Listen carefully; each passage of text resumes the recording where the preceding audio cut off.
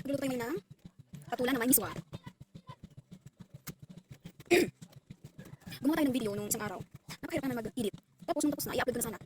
Ayun, nag-edit. Ganda pa naman ang ginawa kong video. Ihiwain lang natin ito, at saka bibili na tayo ng miswa at saka laso na. Ay, laso na. Sibuyas at kamatis. Magic, syempre. Bumili muna tayo ng sibuyas.